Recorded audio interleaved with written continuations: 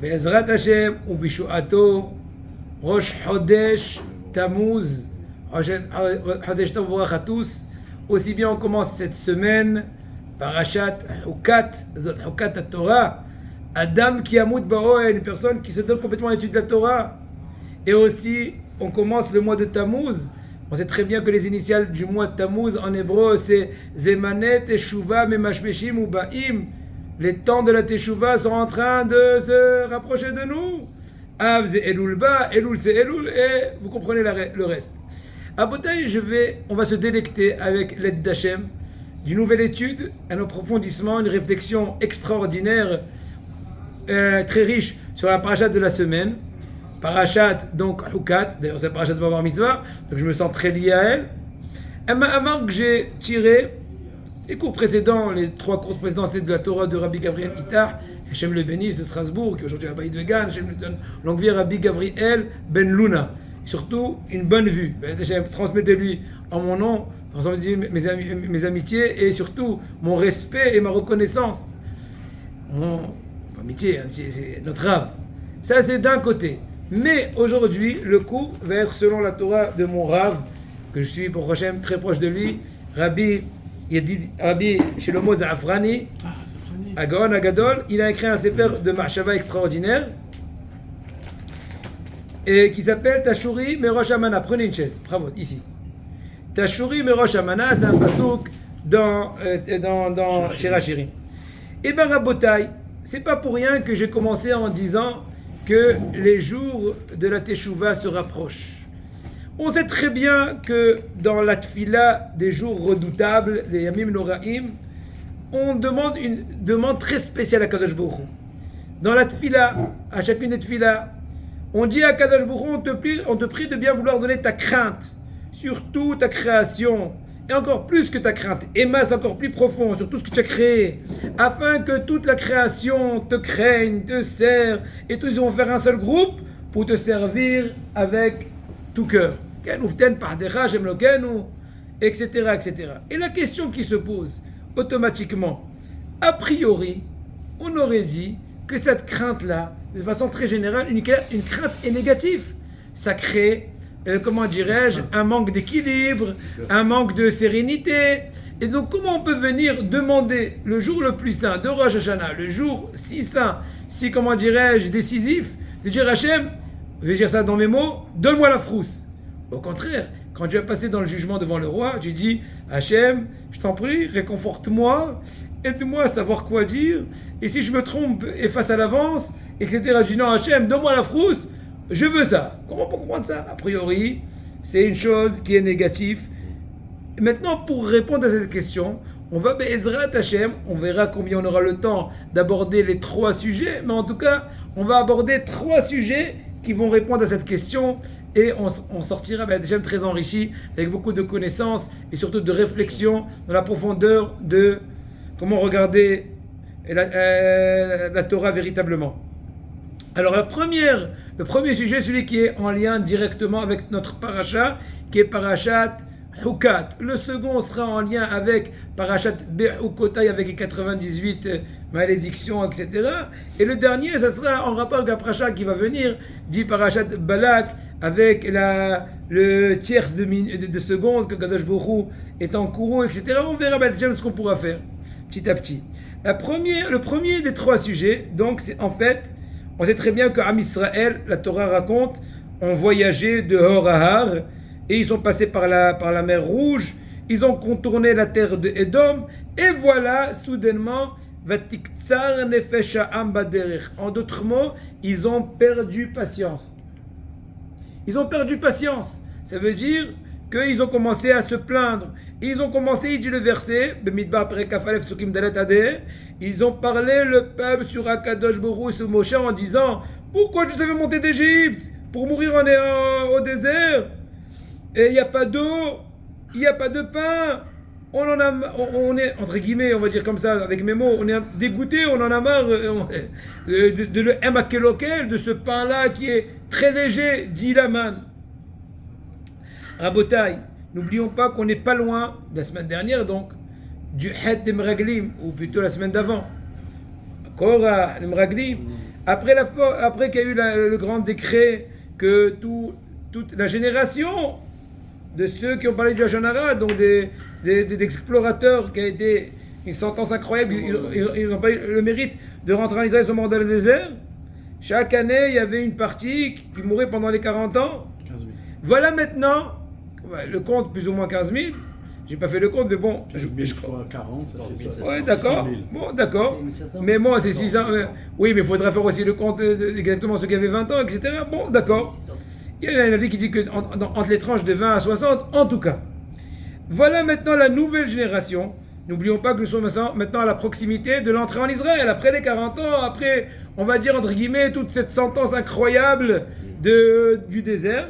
Et voilà que maintenant, ils ont un petit contour. Parce qu'il y a des raisons. On n'a pas le droit de faire la guerre avec Édom. Donc au lieu de traverser Édom, on le contourne. Et là, ça commence à grogner. C'est le guet d'Armal, C'est d'autres choses, c'était avant, c'est avant. c'est avant. Ouais, maintenant c'est avant. Mais maintenant ils sont proches de l'entrée d'Israël. À Kadosh dit non, pas par ici, un peu par là, un petit contour pour ne pas rentrer par Édom. Et là, ça commence, comment dirais-je, les plaintes. Va diktar nefesh ha'am. Ils supportent plus la difficulté du parcours, du désert, des conditions. Et il dit, en plus que cela, ils avaient sensation de faire un retour. Je comprends pas. On est là à la frontière, on n'a qu'à percer, comme ce qu'on dit, et rentrer. Ah, ça nous rappelle aussi, comme la première année où ils sont sortis, nos aïeux, nos grands-pères. Ils ont voulu passer directement un truc, Hachem leur a fait le contour, la mer Rouge. Entre guillemets, ils ont tourné en rond. Et là, ça a l'air de reprendre, rebelote. Et là, c'était une bonne raison, entre guillemets, bien sûr, de se plaindre, de faire la révolution. En fait, Rabotai, vous savez très bien quand une personne perd patience ou n'a pas rahfoudatat, elle n'a pas l'esprit large, et bien toute raison, toute occasion est une bonne raison pour se plaindre, même s'il n'y a aucune logique entre la raison imaginée, la raison et la véritable révolte. C'est juste, comment dirais-je, on dit en hébreu siba lim siba. C'est une bonne raison pour faire le balagan. Voilà. Et ben voilà, ils ont commencé déjà à dire Nafshenu katzab el amekolokel. On en a marre de manger ce pain qui est trop léger. En d'autres mots, parce que la manne, elle était absorbée dans leur corps. C'était un truc surnaturel. En général, une personne aujourd'hui, quand elle mange, a besoin d'aller faire ses besoins, etc. Entre guillemets, il sent une certaine présence. Il digère, il sent lourd. Mais là, c'était insert. Tac, tac, ça passe. Des trucs surnaturels. Il dit non. Plus que cela, ils ont dit attends. On risquerait un beau jour d'exploser. Ça fait le compte, on a déjà ingéré des tonnes. Il n'y a aucune sortie, ça ne va plus. On va savoir ce qui va se passer au bout d'un certain temps. On aura gamme over. Comme ça, ils sont pleins. Nafshenu, titpame'enu, il dit Rashi. Aïe, Rabotai, pendant 38 ans. Excusez-moi du terme, vous n'avez pas explosé. Maintenant, vous vous souvenez? Effectivement, c'était qu'un prétexte. La véritable raison, c'était qu'ils n'avaient plus la patience de continuer à écouter les directives de Moshe, de contourner et tout. Mais ils ont choisi le prétexte de dire ah, au fait, la manne, on risque d'exploser. Ouais, c'est juste pour, comment dirais-je, aïe, botaï. C'est marqué dans le passouk que Moshe Rabbeinu, Lechem Abirim Achal Ish. Ish, c'est Moshe Rabbeinu. Lechem Abirim, le pain des puissants, dit les anges. La manne serait l'aliment des anges. Donc une chose très spirituelle. On sait très bien que la manne, ça leur donnait la sagesse. Ils adhéraient à la Torah facilement. Il n'y a pas besoin comme nous d'étudier des années pour comprendre un petit chouïa. Tout c'était comme ça, en deux. Et comme ça, vous êtes fouillé Tova. Vous êtes ingrat. Au lieu de dire merci Hachem. Oups, magique, tac, je suis rassasié. Et excusez-moi du terme. Il y a moins besoin de passer le temps. Vous avez compris au water close, excusez-moi. Hosmik votre âme. Au lieu de dire merci. C'est la nourriture qui ne crée pas de perte du temps, qui ne crée pas des déchets, qui donne de la chasesse. Et comme ça vient jusqu'à la porte sans travailler, ni métro, ni boulot, ni dodo. Au lieu de dire merci, vous cherchez des prétextes à critiquer ce qui vous fait l'extrême bien. Moshe Rabbeinu l'a mangé pendant les 40 jours, n'est-ce pas? Quand il était dans les cieux avec les anges pour recevoir la Torah. Eh bien, Eux, ils ont utilisé cette faculté. Ils ont utilisé cette faculté de la manne en mal. C'est faire du bien le mal. C'est vraiment, comment dirais-je, retourner la situation. Et bien en punition, la Torah continue de raconter qu'Hachem a envoyé sur le peuple les fameux serpents qui piquent, les Hashima Séraphim. Et la Torah raconte qu'il y a eu un très grand nombre de victimes. C'est pas marqué combien. Et ils sont venus chez Moshe, ils ont dit oh, on se repentit, Hatanu, Kidbanu Bashem Abar, on fait tchouva, on a parlé sur toi, on a parlé sur Akadosh Baruch Hu. Prie pour nous, qui nous enlève ce serpent. Ça, c'est les propos. En fait, donc ils ont été punis par les serpents. En fait, c'est pas un hasard. Rashi ramène au nom de nos sages. Va venir le serpent qui a été puni de par le fait de la médisance. Et c'est lui qui va être le sujet de la punition d'Am Israël qui ont parlé du mal. C'est lui qui a été puni pour le mal. Pour parler du mal, il va punir. Il va être le moyen de punir ceux qui ont parlé du mal. Le Nahash a parlé du mal. Il a dit à Hava que Kadosh Baruch Hu, il a mangé de Etz Hadaat et en cela il est devenu divin, créant des mondes. Toi aussi mange, n'aie pas peur. C'est du Lashon Hara, il a été puni. Mais aussi, c'est lui qui va être l'élément de punir ceux qui ont parlé du Lashon Hara, dit Am Israël, qui sont venus dire hey, la manne, on va exploser, on en a marre, on est en train de tourner en rond, etc., etc. Mais ils ont fait quand même tchouva. Mais avant de comprendre la tchouva, on a très bien compris que celui qui est Kfouy Tova, il va venir punir Kfouy Tova. Le Nahash qui est donc ingrat, qui ne reconnaît pas le bien, n'est-ce pas? Et il va venir punir ceux qui ont été ingrats, qui ont utilisé la manne en sens inverse. Le Malbim, et là on va un peu approfondir, de façon extraordinaire, c'est le cas début Rabotai. C'est la première petite glace. C'est une petite introduction. Tenez bien, on va aller encore beaucoup plus loin, Be'ezrat Hashem. Pourvu qu'Hachem nous donne la possibilité de bien comprendre et bien exprimer les choses aussi. C'est encore plus important. Après comprendre, c'est deuxième étape, ça dépendra de combien la chose a été bien exposée, B'Siyata Deshmaya. Le Malbim à Kadosh, il ramène une Gemara, bien connue de certains, ou peut-être pas d'autres, Baba Kama Daftet Zain Amoud Aleph, qui dirait que la colonne vertébrale de l'homme, après 7 ans qu'il est enfoui sous la terre, après avoir été enterré, eh bien, elle devient comme un serpent. La colonne vertébrale d'une personne, au bout de 7 ans, attention, j'ai pas fini, se transforme en serpent à condition qu'il ne s'est pas prosterné quand on dit modim. Donc, s'il ne s'est pas prosterné quand on dit modim, elle se transforme en serpent. Quel est le fin fond de la chose? Bien sûr, il y a l'explication littérale, un peu plus midrashique, mais maintenant on va écouter les paroles du Malbim. Après 7 ans. Je vais expliquer. Oui, au bout de 7 ans. Maintenant, je ne vais pas m'attarder sur le chiffre 7, mais je vais plutôt m'attarder sur quel est le lien entre le fait qu'il ne s'est pas prosterné à Modim et le lien qu'il devient serpenteux. D'accord? Voilà. C'est bien connu que c'est venu refléter cette punition, ce qui s'est passé avec Adam Arishon et ses descendants. Adam Arishon, si l'on puisse dire, est divisé d'une espèce de 3 parties. Un, Adam Arishon lui-même, secondo, sa femme Hava, et tertio, le Nahash. Au début de la Genèse, comme ce qu'on dit. Très bien. Et bien, aujourd'hui aussi, mais au début de la création, c'était 3 parties, comment dirais-je, différentes, discernes. Mais aujourd'hui, après, tout est mélangé. J'explique. Que quand on dit le mot Adam, mis à part le sens qu'on sait très bien, Adam Arishon, ça fait aussi allusion à l'aspect spirituel de l'homme. N'est-ce pas? Toute la tfila, les mitzvot, toute la spiritualité. Quand on dit la femme de l'homme, la partie, entre guillemets, féminine de l'homme, eh bien, ça fait allusion aux parties corporelles, au plaisir. Etsem asama et basarim besaris, c'est marqué que la femme c'est un os de maison, c'est une partie de ma chair. Donc, ce qui fait appartenir à l'aspect un peu plus corporel, plus passionnel, n'est-ce pas? Troisièmement et dernièrement, le Nahash. On sait très bien que le Nahash symbolise le Terra. Au début, il était extérieur. Après la faute, il était intériorisé. Chose qui complique le travail de l'homme pour le tikkun, pour l'opération. D'accord. Mais le Nahash, eh bien, avant la faute, il était donc effectivement extérieur. Mais de par la faute, il a été inséré en l'homme de par la faute qu'il a consommé le fruit interdit. Et il est devenu une partie de la personnalité de l'homme. C'est plus grave. Comme ce qu'il dit le Avat al-Lavavot, Rabbeinu Hayeb ben Bakouda, Dayan Asfaradi, ça fait presque 900 ans. C'était avant le Rambam, plus ou moins à l'époque, presque à l'époque du Rif.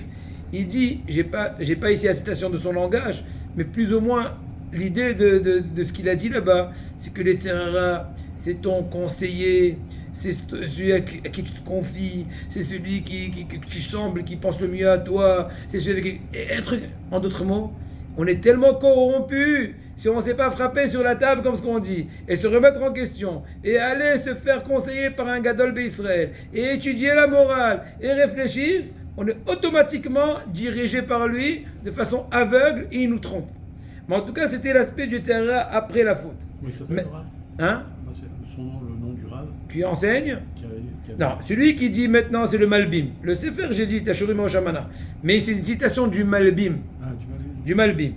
Il dit maintenant, c'est pour ça que Rabotai, et quand une personne se laisse aller et attirer et trébuche de par la tentation du Yetzer Hara, eh bien, il y a une espèce d'injection du poison du Yetzer Hara, n'est-ce pas, qui est en train de tirer vers le mal. Et donc, là, c'est ce qu'ils disent nos sages. Une personne, qu'est-ce que ça veut dire que Amoud Ashidra, lui, sa colonne vertébrale devient comme un serpent? Ça veut dire, une seconde, le serpent, c'est un symbole de la faute originelle. Le serpent, ça symbolise. Pousse. Le serpent, ça symbolise aussi les tzera qui est dans l'homme. Mais on te dit, quand est-ce que sa colonne vertébrale devient serpent, exprime le fait qu'on est ingrat, manque de reconnaissance, etc. Ce n'est que s'il ne s'est pas prosterné à Modim. Modim, c'est reconnaissance, ou plutôt reconnaître sa faute. Quand on reconnaît sa faute, on se repentit. Alors là, on n'est pas puni au bout de 7 ans que la colonne vertébrale se transforme. Autrement, oui. En un mot, pour nous, là, pour l'instant, le message est le suivant. Le serpent, c'est le symbole, entre guillemets, des forces du mal. C'est le symbole du Yetzer Hara. Et donc, c'est venu punir les gens ingrats. Vous, à Israël, vous avez été ingrats, vous êtes plein sur la manne, vous allez être punis par les piqûres des serpents, et qui vont symboliser la faute de l'ingratitude. Maintenant, c'est pas fini la bataille.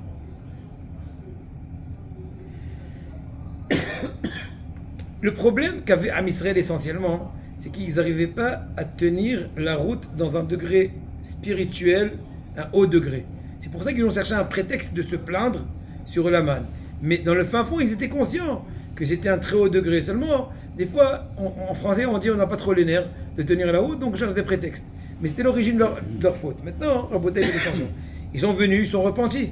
Et moi, j'ai prié pour eux. Maintenant, c'était quoi le remède? Et là, on commence à toucher au point de la crainte qu'on a dit tout à l'heure. On a dit en quoi la crainte peut être positive. On demande à Hachem d'avoir la crainte. En quoi elle peut être positive?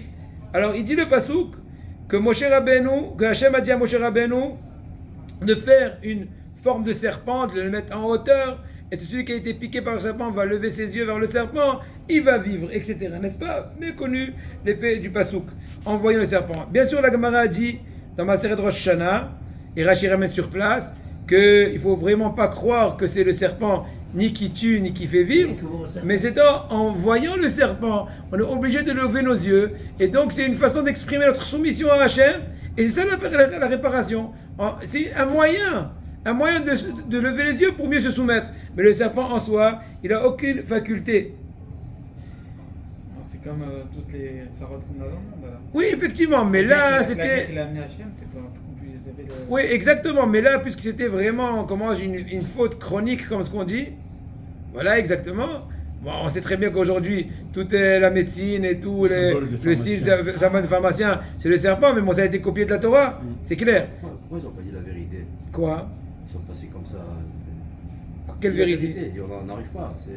Pourquoi tu nous fais passer par là? Parce qu'une personne n'a pas toujours la possibilité d'être sincère, elle a peur de se faire sentir comme une paresseuse ou pas.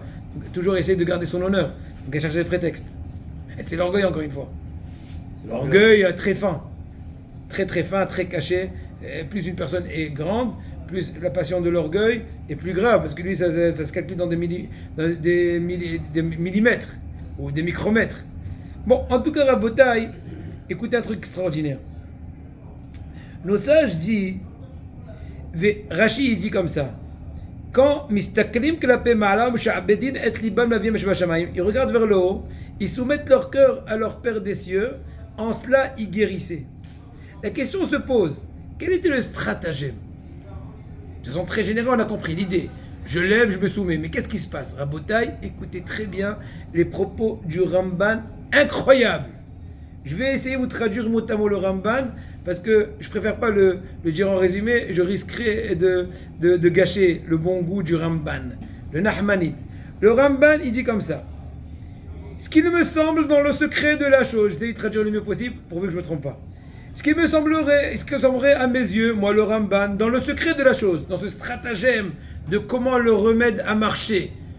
Le serpent, c'est un moyen de lever mes yeux. Quand je lève mes yeux, je me soumets. Quand je me soumets, je me guéris de la rébellion. En un mot. C'est quoi le stratagème profond? Garde le ciel. Mais quoi? C'est quoi le fin fond? Écoute. Il te dit comme ça. Il te dit, le secret est le suivant. On guérit le mal par le mal. En d'autres mots, c'est un miracle dans un miracle. Non seulement le mal ne fait pas du mal, mais il est la raison de la guérison. Il explique. Enlever le dégât de par celui qui a causé le dégât. C'est un Kiddush Hashem, sanctification du nom d'Hachem, expression ultime de la grandeur d'Hachem. Comme c'est marqué de par ailleurs, il ramène le Ramban un exemple. Vayore ou Etz, quand il a montré à Moshe Rabbeinu un fameux arbre que son bois serait amer, et de par le fait qu'il a jeté un bout de ce bois dans les eaux amères, les eaux se sont adoucies. Comme ce qu'on dit, qu'on adoucit par la mer. Une chose amère par une chose amère. La même chose aussi avec le mélah, l'amertume, oui. Et la même chose avec le mélah avec Elisha. Il ramène l'exemple de Elisha, dans ce qui est marqué dans Melachim Bet, etc., que Elisha il adoucit de l'eau de par du sel. Bikitsu, comme ce qu'on dit en hébreu, à la four. L'inverse de l'inverse. Et là, écoutez bien Rabotai. C'est très bien que Ramban, mis à part que c'était un très grand talmudiste et décisionnaire, et un des plus grands kabbalistes, qui était dans la chaîne des kabbalistes, mais encore c'était un médecin. C'est bien connu que c'était un médecin, éminent médecin. Alors Ramban, il dit que c'est bien connu dans la médecine que tous ceux qui ont été piqués par des choses venimeuses, n'est-ce pas? Scorpions, chiens enragés et compagnie, eh bien, ils rentrent en danger, même en apercevant à l'œil nu, même la face de celui qui l'a piqué. On va prendre le cas du chien enragé. Une personne qui s'est fait mordre par un chien enragé, le simple fait qu'elle va rencontrer un chien ou le chien enragé, ça va empirer son état. À un tel point que ceux qui ont été, donc par exemple, il dit ici, Kélev Choté, donc il dit ceux qui étaient mordus par un chien enragé ou toute autre bête que sa morsure est dangereuse, si ils regardent dans l'eau, leur reflet dans de l'eau, dans la rivière par exemple, eh ben, on va voir l'aspect de chien. Au lieu de voir sa tête, Yitzhak regarde sur l'eau, au lieu de voir sa tête, il voit, excusez-moi, de votre honneur, il voit la tête d'un chien. Incroyable. Tellement il est habité, je ne sais pas exactement comment ça se passe, je ne sais pas. Je ne sais pas si c'est plutôt psychologique ou médecine, mais en tout cas, il te dit ça au nom de la foi. Et plus que cela, Rabotai, il te dit quand il verra ça, il peut en mourir. C'est pas juste que ça empire, il peut en mourir, il va voir. Une fois qu'elle a été mordue par un chien enragé, il va se voir sur la rivière, il va empirer, il risque de succomber sur place. Comme c'est marqué dans les livres de médecine et du Ramban. Et il est mentionné aussi cette idée plus ou moins dans la Gemara, je ne sais pas exactement maintenant les détails. Gemara Maseret Yuma Daf Pedalet Amud Aleph, là-bas on parle aussi des cas différents, on a le droit d'être Mehalel Kippour, etc. pour sauver. Plus que cela, il rajoute le Ramban, incroyable. Il dit les médecins sont très vigilants de ne même pas mentionner devant une personne qui a été mordue le nom chien enragé. Les mots chien enragé. Pourquoi? Parce que les termes du Ramban, leur esprit des personnes mordues, piquées, mordues, etc., eh ben, elle va s'attacher dans leur pensée, dans cette pensée de ce que tu viens de citer devant lui, et il va plus se lâcher de cela, il va plus se détacher de cela, jusqu'à qu'il va en succomber, il va en mourir. Incroyable. Et il dit le Ramban, c'est bien connu une chose déjà vérifiée, des choses surnaturelles qu'Hachem a fait dans ce monde-là, qu'une personne, faites attention au nouveau truc, surprenante, qu'une personne qui a été mordue par un chien enragé, une fois qu'il a été complètement, il a perdu la raison de par cette maladie-là qu'il a été donc mordu, si on fait, comment dirais-je, une analyse de ses urines, une observation de ses urines, je ne sais pas à quel degré de microscope, maintenant je ne rentre pas dans ce détail-là, eh bien on verra dans ses urines des petites phases de petits chiots. De petits chiots. Comme des petits. Comme des dessins, je ne sais pas quoi, une configuration de petits chiots, de petits chiens. Et il dit le Ramban, c'est une chose qui est vraie dans les choses surnaturelles des forces de l'esprit, qu'Hachem a fait bien sûr. Maintenant, après toute cette description incroyable, le Rambam conclut son explication extraordinaire en nous disant, on comprend très bien, Rabotai, que Am Israël, en voyant ceux qui les ont piqués, dit les serpents, venimeux, les vipères, les cobras, s'ils les voient, ils risqueraient juste que d'empirer leur situation.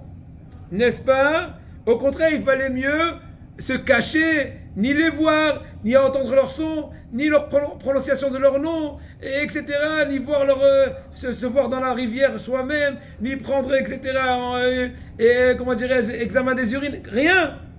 Hachem, il a dit on va guérir le mal par le mal.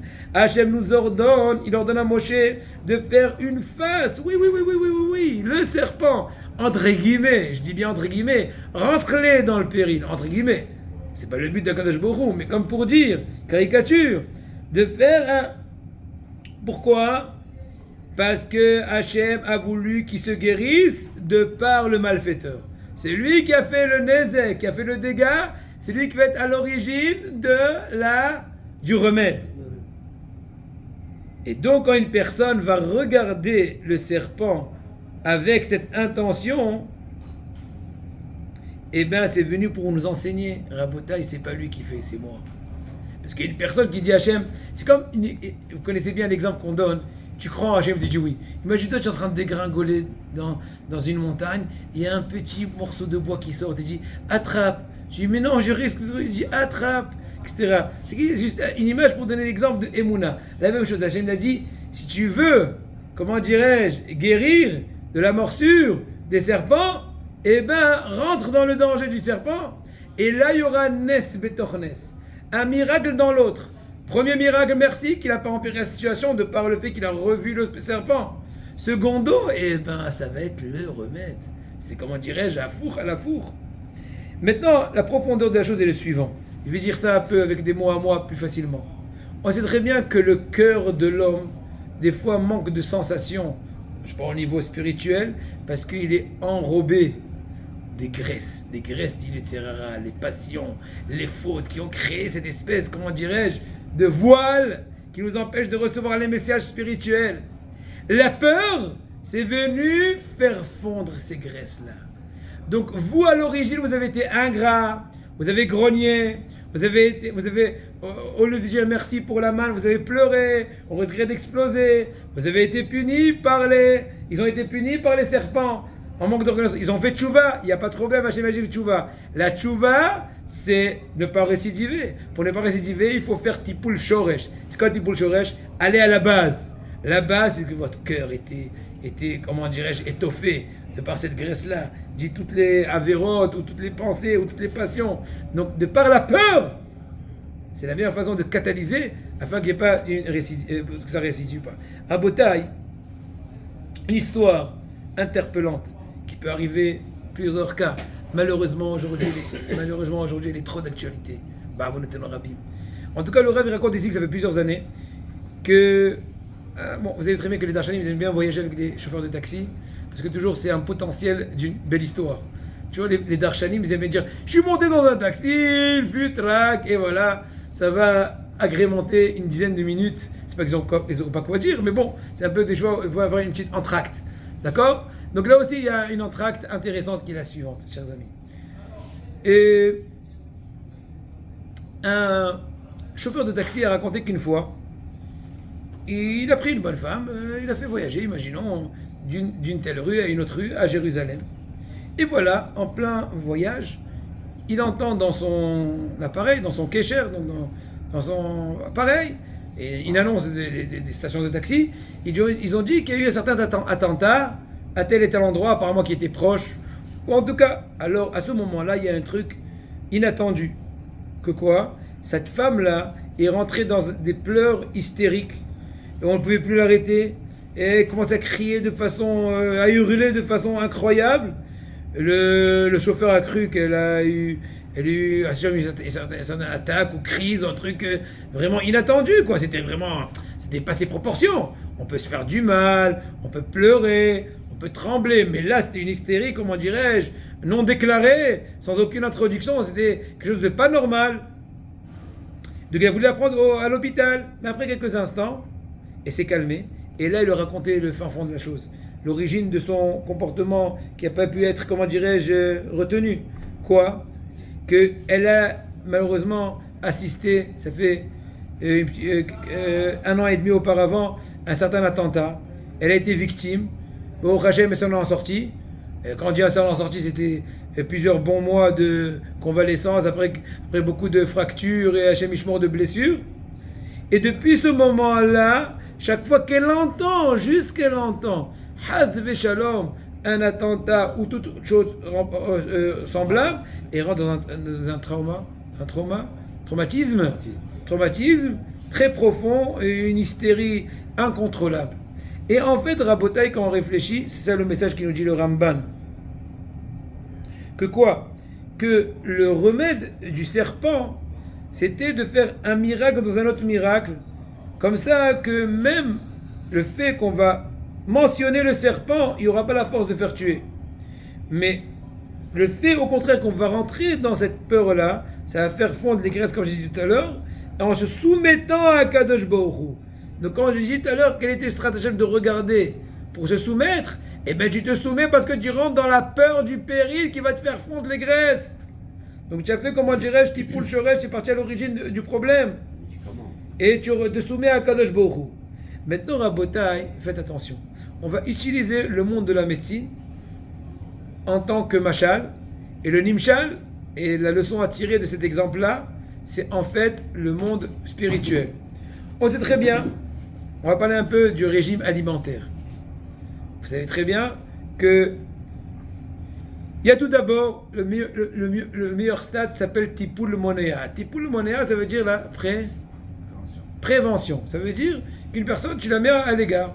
Exemple, par exemple, c'est marqué un pasouk, on va parler dans la spiritualité aussi, en parallèle, c'est marqué que tu écoutes les paroles d'Hachem, ton éternel, et tu feras ce qui est droit à ses yeux, et tu vas écouter ses mitzvot, et tu vas observer tous ses préceptes, et bien toutes les maladies qu'il a mis que j'ai mis moi quand je crois en Égypte, je ne vais pas les mettre sur toi. Donc on voit un rapport entre le Hasim Alecha, ça veut dire c'est moi Hachem qui est ton médecin. Donc en d'autres mots, on voit un parallèle entre le fait qu'on observe la Torah et le fait qu'on n'a pas de maladie.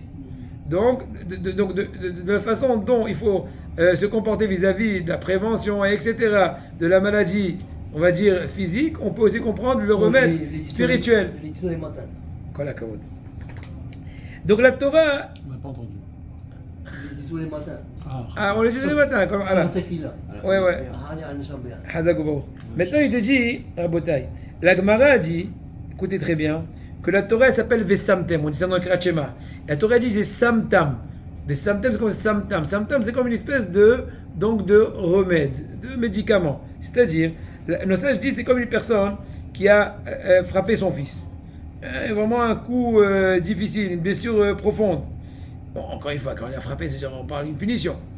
Et il lui met un pansement sur cette plaie-là. Il lui dit, mon fils, tant que ce pansement est sur ta plaie, tu peux manger ce que tu veux, tu es, comment dirais-je, protégé. Et tu peux aussi boire ce que tu veux, manger ce que tu veux, tu peux aussi te laver de la façon dont tu veux, te doucher, etc. Et sans avoir aucune crainte. Mais si, Al Shalom, tu enlèves ce pansement-là, tu te découvres, entre guillemets, eh ben, il faut savoir qu'il risquerait d'avoir des problèmes, infections, etc., etc. Ainsi, Akadosh Baruch Hu a dit la Gemara Masechet Kiddushin Daf Lamed Amud Bet que Akadosh Baruch Hu a dit au peuple d'Israël, mes enfants, j'ai créé le Tzerara, j'ai aussi créé la Torah qui est son antidote, en fait, Tavalin exactement, c'est comme, moi ça me rappelle des fois, et quand j'étais jeune homme, sans rentrer dans les détails où j'étais, je ne vais pas aller chercher là, j'aimais pas un plat, ma femme cuisine bien, et donc j'avais un copain à la yeshiva, il avait une boîte de cumin, le cumin c'est bien connu que ça camoufle tous les mauvais goûts, donc j'ai dit, Meir, donne-moi un peu ton cumin, on va passer ce riz là qui était vraiment raté, hein. Ou bien des fois, bon, je faisais pas les dettes à l'époque, je descendais à une petite épicerie et j'ai acheté une grande. Il faut pas le faire, hein, j'avais pas raison. Mais bon, je l'ai fait.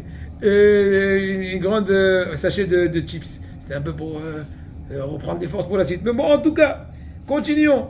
Il te dit si tu es osek dans la Torah, alors tu es attaché à la Torah, c'est le pansement. Tu es pas lié, tu es pas livré au Tzara. Ça, c'est une première étude. On a dit qu'on va étudier 3 parachutes. On verra combien qu'on se pourra Bezrat Hashem.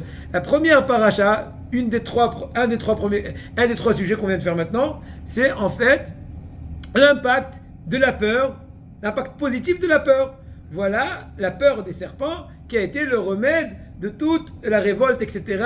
en un mot. La deuxième, et là je vais dire de façon un peu plus abrégée, parce qu'on a compris l'idée, on sait très bien que à 2 reprises, aussi bien dans la parashat Bechukotai et dans parashat Kitavo, 2 parachiotes différentes, il y a eu soit 49, soit 98 remontrances. Ça s'appelle klalot, des malédictions, mais en fait, c'est aussi des remontrances, donc des avertissements. Parce que Hachem ne cherche pas à nous punir comme nous avertir. Bon, et c'est marqué que Am Israël, Rashi dit dans Chumash Devarim Perek Kaftet, il dit que quand Am Israël ont entendu les 49 de Bechukotai et les 98, donc sans moins de, il dit Rashi, 98 de Kitavo, ils ont verdi, ou jauni, ce n'est pas en Yarok, en hébreu, en Shana Kodesh, on va dire en français, ils ont pâli, ils ont changé de couleur. Et Moshe, il les a calmés, j'abrège, il a dit jusqu'à maintenant, vous avez fait beaucoup d'erreurs, vous avez tenu le coup, n'ayez pas peur, comme ce qu'on dit matrafsh.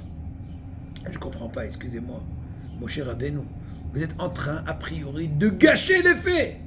Tout le but de comment dirais-je, de cet avertissement, ou plutôt de ce ioum, n'est-ce pas? Tu le mets, comment dirais-je, en stress. C'est pour qu'il se dresse, qu'il fasse attention. C'est une prévention. Alors quand tu viens, tu dis, oh ouais, c'est vrai, mais entre nous, vous avez des fois flanché, c'était pas si mal. Ah, donc ça enlève tous les faits. La réponse en un mot, après en beaucoup de mots. Le but de ces avertissements, de ces malédictions, ou appelez ça comme vous voulez, c'est pas un but en soi, c'est juste un moyen de nous éveiller à la, comment dirais-je, à la prévention, à la surveillance. À partir du moment qu'ils ont verdi, jauni, violacé, je sais pas quoi, et bien ça y est. Comme ce qu'on dit, on peut dire, comment dirais-je, on peut dire que l'examen a été réussi, touché, coulé.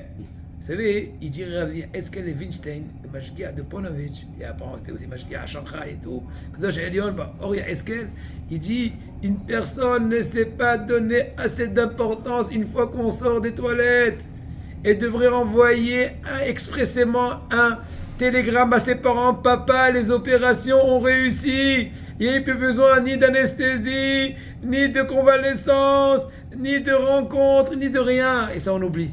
Donc là aussi, Moshe leur a dit bravo Alechem, quoi? Il leur a dit vous avez réussi. Donc quand il vient leur dire que plusieurs fois vous avez tenu le coup, c'est comme pour dire n'ayez pas peur, Hachem ne cherche pas à vous châtier ni vous punir, il cherche juste à vous mettre à l'ordre. Mais à partir du moment que vous avez pris les choses au sérieux, et donc maintenant vous voyez que c'est réel, c'est suffisant. Essayez, aide-toi, Hachem t'aidera, etc. Vous avez compris l'idée? Maintenant je vais un peu détailler l'histoire. Alors voilà, on va prendre encore une fois, on retourne aujourd'hui c'est un cours de médecine, on retourne un peu dans les étapes du cathétérisme, du pontage, etc. Bon, je ne suis pas médecin, mais bon, à l'époque quand j'avais fait ce cours-là, j'étais suivi par un médecin, Pas moi, qui le suivi dans les shiurim. Ah, c'est shalom. Voilà. Un exemple, Rabotai, pour un peu mieux matérialiser ces idées extraordinaires, qui est le suivant. Une personne, donc là je vais vraiment parler du régime alimentaire, qui est un parallèle entre la maladie corporelle et la maladie spirituelle. Et donc le remède dans l'un et l'autre. Et comme l'autre, et le paracours comme l'un et comme l'autre, dans le machal et le nimshal. À savoir, une personne qui ne sait pas surveiller un régime alimentaire comme ce qui se doit. En d'autres mots, ça s'appelle en français, il se lâche. Les kidouches n'en parlent pas, tu l'entends plus. Il prend un petit verre de bourra, après il est parti dans d'autres sphères où l'air est irrespirable. Et il mange à droite et à gauche et au centre et à l'avant et à l'arrière. Mimini Michael, Mimoni Gabriel, vous avez compris? Et il ne veut pas non plus un peu d'activité. Activité, il n'y a pas besoin de faire les 24 heures du Mans, ni d'aller à la plage à des endroits indésirés, non désirés, mais un peu. Tu as l'occasion d'aller en taxi ou à pied, fais à pied. C'est une payiloute. Une fois, de façon ironique, notre mashgiach, Rav Kaplan, à Keter Shlomo, de façon ironique, il a dit: les Bahori et Shivot n'ont pas besoin de faire du sport. Pourquoi? Quand ils font Moudim, ils ont fait une petite pompe. Quand ils courent Beth Midrash, c'est pas pour un peu rien. Mais en tout cas, une personne qui n'a pas un bon régime alimentaire, qui n'est pas bien suivi, et qui n'est pas vigilante, une personne qui n'a pas un minimum d'activité physique, qui est censée un peu faire bouger tout l'organisme, il est victime, ou plutôt il est futur victime, du cholestérol. Hazve Shalom, le cholestérol commence à monter chez lui, et il peut rentrer jusqu'au degré d'être en danger. Alors voilà, le médecin refait Mishpacha au début, c'est généraliste au début, on commence pas, comment dirais-je, le rugby trop fort, on va à la douce, il va chez le médecin généraliste et il lui dit, il commence un peu le diriger dans les résolutions, le remède, il commence, c'est encore assez tôt pour sauver, c'est pas si tard plutôt, bien manger intelligemment, se rassasier sans se rendre malade, un minimum d'activité, 5 minutes par-ci, 10 minutes par-là, un quart d'heure, etc. Mais si la personne ne fait pas attention, ne prend pas les choses sérieuses, beau jour, elle va commencer déjà à sentir des petites pressions au niveau de sa poitrine. Oula, ça va plus. C'est comme le clignotant, il dit coucou, je suis là, mon cœur, ton cœur, mon cœur, ton cœur. Son cœur quoi, son cœur qui est son cœur. Il dit coucou, je suis là. Ah oui, qu'est-ce qui se passe? Alors là, il va aller faire des petits codes, Hachem Ishmor, il va chez les médecins et il voit qu'il a Asve Shalom que sur les goïms, Machéram, le Hamas et le Hezbollah, tous ensemble, Tipol Alem, voilà, Bisrot Tamouz, Adesh Tamouz, voilà, Hachem, regardez bien, il va se ressentir des hatim, et même des fois il peut avoir des, comment dirais-je, stima ba'orakim, des obstructions, des bouchées, quelques artères, Hachem Ishmor. Et là, il va aller faire un tzintour. C'est quoi le tzintour en français? C'est un cathétérisme. Alors là, ça devient plus sérieux. Alors des fois, le cathétérisme réussit à ouvrir tous les endroits bouchés, tant mieux pour lui, mais là aussi, les conditions de convalescence deviennent plus dures. Le régime alimentaire plus sérieux, plus serré, un peu plus de pompes, un peu plus de tours de piste, etc. Mais, des fois, malheureusement, il est tellement arrivé à un degré gravissime. Il y a une expression qui dit le pasouk dans Michelet, que Kelev Shav ki Oksil Shone Beivalto. De même que le chien, Raboté, il a une nature incroyable. Une fois, qu'il a vomi ce qu'il a mangé, il remange ce qu'il a vomi. D'ailleurs, c'est pour ça qu'il dit nos sages que c'est une bête maudite, etc. Bon, sans rentrer dans les détails. Maintenant, de même que le chien, entre guillemets, ne se dégoûte pas de remanger son vomissement, ainsi le fauteur, il n'est pas pire que ce chien-là qui est en train de repatauger, on va dire comme ça, dans sa faute. Donc lui aussi, il continue. Il dit, c'est pas grave, allez, un petit bonbon par-ci, un petit bourra par-là, une petite grillade par-ci, un petit chocolat bien comme ça, Nutella, j'en sais rien, etc. Et bien là, Rabotaille, là, ça peut être des bouchements de plus graves, dans des artères plus, comment dirais-je, voilà, de fond. Et bien dans ce cas-là, il faut en faire un nitouah ma'akafim. Nitouah ma'akafim en français, ça s'appelle un pontage. C'est beaucoup plus grave. Des fois, il peut réussir, et des fois, Hazve Shalom, ça peut coûter la vie du patient hors de nous. Hazve Shalom. Aïe, aïe, aïe, ça c'était au niveau matériel, physionomique, physique, etc., médical, corporel. Au niveau spirituel, la même chose. Le passage qui te dit au début, prévention, si tu écoutes Hachem et tu fais ses préceptes, etc., je vais t'amener aucune maladie, je vais te protéger. N'est-ce pas? Ça, c'est comment dirais-je Mais si tu fais pas attention. Non, quand tu fais de ton mieux. Après, des fois, on n'est pas des anges. Et donc, ça, c'est le cas le plus préféré, s'appelle quand ton état est encore, comment dirais-je, matzav takin. C'est comment dirais-je, un état qui est bon. Personne, des fois, on n'est pas des anges, donc des fois, on est un peu... Et hop, on reprend. Tout va bien. Ah, et le passou qui continue en disant, si tu n'écoutes pas la voix d'Hachem, etc., il va amener sur cette personne-là toutes les malédictions et ils vont l'attraper très vite. Voilà. Et c'est marqué, entre autres, que Hachem va le punir avec la folie, avec l'aveuglement et avec la bêtise du cœur, etc. Rachid dit, c'est quoi Timon Levav? C'est Otem Alev. Le cœur est bouché. Bouché dans le sens qu'il ressent rien. Il est apathique, il est... Rien qu'il bouge. Shem Ishmo. Il est mort spirituellement, entre guillemets. Et ça, Rabotai, c'est déjà un danger. Le Navi vient, Ishaïa Navi te dit, etc. En d'autres mots, je dis juste de façon très succincte, c'est comme vous dire, il faut déboucher les gens. Et les oreilles débouchées, le cœur, etc. Et là, si une personne ne fait pas attention, elle arrive donc au degré, Hachem Ishmor, du Tzintour. Tzintour, on a dit, c'est le pontage. Le fameux pontage devient déjà plus grave. Et là, le moyen un peu de faire des électrochocs, c'est les 98, les 49, avertissement, malédiction, torahot, remontrance. Là, on va un peu plus dur avec lui, on est plus sec, vu la situation, que lui-même il est rentré dans cette situation, il s'est fait rentrer. Et là, quand Am Israël, on jaunit, on verdit au rikou, hein, la traduction, le yarok, en hébreu moderne, entre guillemets, c'est le vert, on s'en fiche des mots modernes, pas d'atteire. Le yarok, c'est le jaune. Même dans les Chot Nida, etc. Bon, le jaune, ils ont jauni. D'ailleurs, c'est plus, une personne qui a peur, elle jaunit plus que verdi, à mon avis. En tout cas, voilà. Donc, quand ils ont jauni, Moshe commence à les consoler, comme pour leur dire, Rabotai, tout le but des malédictions, c'est pas une punition, c'est juste pour vous éveiller à la crainte d'Hachem. Mais à partir du moment que vous avez compris le message, il n'y a plus besoin de plus. Ça, c'est l'idée.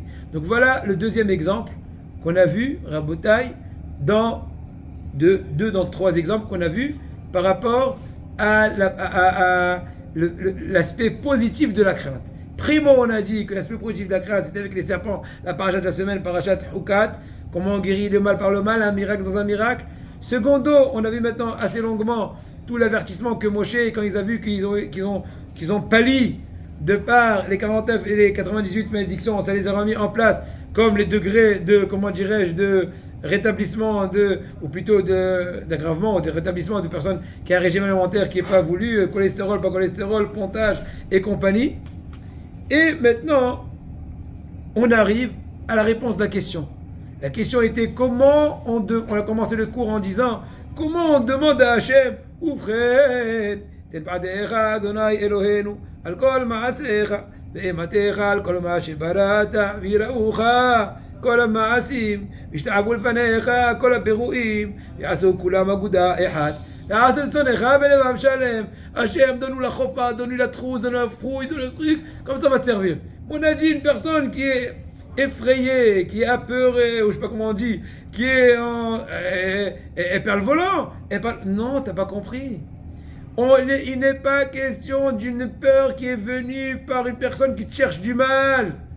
C'est une prévention, c'est une peur de prévention, c'est une preuve qui vient te rebooster, te remettre sur les rails, c'est une preuve positive, voulue. Je n'ai pas le choix. C'est comme une personne qui a dépassé le cholestérol, je dis écoute, j'ai pas le choix, je suis obligé de faire soit un pontage, soit un cathétérisme de Mishmor, etc. Mais il n'y a aucun...